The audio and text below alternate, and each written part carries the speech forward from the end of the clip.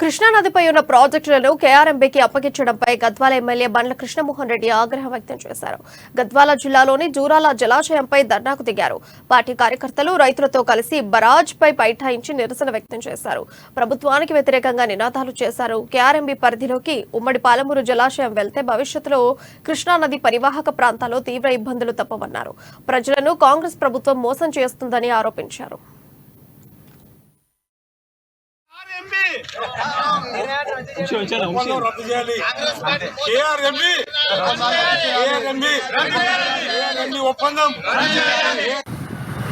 నిర్వహణ బాధ్యత కేఆర్ఎంబీకి ఇవ్వడం చాలా దురదృష్టమైన సంఘటన.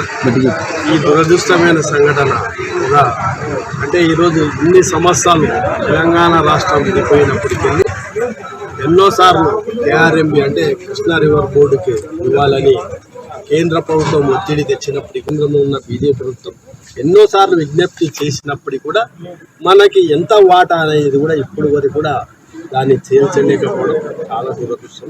ఇప్పుడున్న రాష్ట్ర ప్రభుత్వం మనం ఎన్ని రోజులు కాపాడుకుంటూ ఈరోజు మన రాష్ట్ర ప్రయోజనాల గురించి ఈ రైతులు వచ్చి అదేవిధంగా ఈరోజు మాత్రమే మొట్టమొదటిసారి ఇది వాళ్ళు పునరాలోచించ కూడా పెద్ద ఎత్తున మా రైతుల ప్రయోజనాలని ఏ పార్టీ కాల రాసినా ఆ పార్టీకి మేము సరైన బుద్ధి చెప్పే విధంగా